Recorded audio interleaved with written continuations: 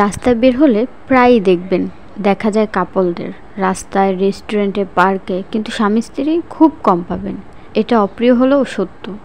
প্রেমিকার সাথে সারা রাত কথা বলাটা ভালোবাসার পরিচয় হলেও বউয়ের সাথে এক রাত গল্প করাটা নেহাতই বোকামি। একটা হারাম সম্পর্ককে মানুষ যেভাবে গুরুত্ব দেয় সেটা যদি হালাল সম্পর্কে দেওয়া হতো তাহলে চারিদিকে এত ডিভোর্সের ছড়াছড়ি হতো না। হ্যালো এভরিওয়ান, ওয়েলকাম করছি আমার ডেইলি আরেকটা ভ্লগে। আশা করছি সবাই ভালো আছেন। তো আজকে আমি বেশি একটা রান্নার ভিডিও আপনাদের সাথে শেয়ার করব না, কারণ প্রতিদিনই প্রায় রান্নার ভিডিওই আপনাদের সাথে শেয়ার করা হয়। আসলে প্রতিদিন রান্নার ভিডিও আপনাদের দেখতেও ভালো লাগে না, আমারও ভালো লাগে না।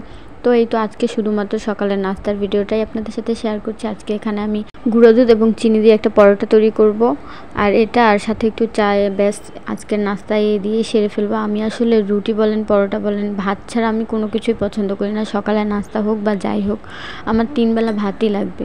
অন্য কোনো নাস্তায় আমার কেমন যেন পোষায় না ভাই। কিন্তু সবাই দেখি ফেসবুকে ঢুকলেই দেখি সকালে আলু ভাজি, ডিম ভাজা দিয়ে পরোটা, রুটি এইসব খায়, কিন্তু আমি পছন্দ করি না একদমই। আমি সকালবেলা গরম ভাত রান্না করি, ওটাই আমার কাছে বেস্ট খাবার। তারপর এই তো কিছু বাজার এনেছিল আমার শ্বশুর। করলা ছিল, পটল ছিল, সাথে এই যে মূলা শাক, যেটা আমারও পছন্দ, আমার শ্বশুরেরও খুব পছন্দ। আর এই তো আমার হাজব্যান্ডের সবচেয়ে পছন্দের তরকারি জালি। মানে আমার ভিডিওতে দেখবেন জালি, লাউ, পেঁপে আছেই, কারণ আমার হাজব্যান্ড এই তিনটা সবজি বেশি খায়। শাক খায় না, অন্যান্য সবজি খুব কম খায়। তারপরে এই তো দুপুরে রান্নাবান্না খাওয়া দাওয়ার পরে দেখি খুব বৃষ্টি হচ্ছিল বাহিরে। রোদ ছিল, তার মধ্যে এত বৃষ্টি হচ্ছিল, মানে বৃষ্টিটা দেখতেও খুব ভালো লাগছিল। আর একটু একটু ঠান্ডা ঠান্ডাও হচ্ছিল আবহাওয়াটা, কারণ যে গরম পড়ছিল কয়েকদিন। তারপরে তো বৃষ্টি দেখতে দেখতেই বিকেল হয়ে গেল। তারপর বিকেলের দিকে আমার হাজব্যান্ড বলল যে আমাদের বাবুর জন্য কিছু টাকা আমরা রাখা শুরু করেছিলাম, তো ওটা ভেঙে ফেলো, কারণ নতুন নাকি টাকা বের হবে, এই জন্য আমরা ওটা ভেঙে ফেলেছিলাম। তারপর গিয়েছিলাম একটু বাইরে, তারপর একটা মাটির কাপ কিনে নিয়ে আসি। আসলে বাইরে গেলে কোনো কিছু পছন্দ হলে মন চায় কিনে নিয়ে আসি। তারপর আমার বাবার সাথে দেখা হয়েছিল, বাবা দুটো চকবার আইসক্রিম কিনে দিয়েছিলো আমাকে।